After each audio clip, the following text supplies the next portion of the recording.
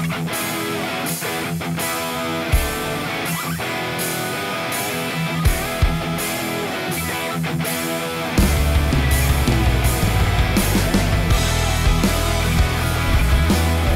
quick tip. I've got a bunch of my interior panels off. Whenever you take interior panels off, take the extra time and actually go on the back side, clean the back sides of them, and just kind of scrub everything down, get all the edges really nice and clean, because it's really hard to do that when they're in the car. And a lot of times when they're in the car you can't really see as good as you can when you've got them laying out here, and they're much easier to clean when you can lay them out on a little surface here like that.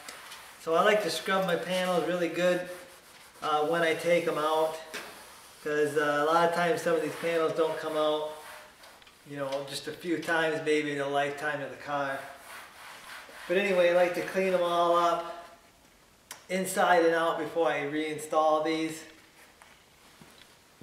One thing that I really like to use on these door panels and all these plastic panels that you can take off is the cleaning wipes. I got the Armor All ones right now. I think they were the cheapest ones at the time, so that's what I grabbed. And these wipes are super simple. You pull them out, guys, wipe down your panel. When they get dirty, you throw them away, get yourself a new one. They're not that expensive. They actually do a really good job. And it's just much easier than trying to use like a bucket of water, stuff like I used to use.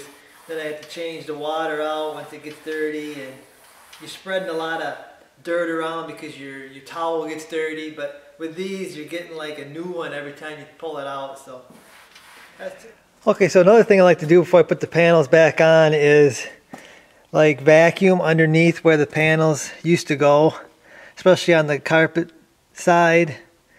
A lot of that stuff gets trapped under there, rolls under that thing, and you can't really get it vacuumed up. So I like to take the vacuum before I put these lower panels back on.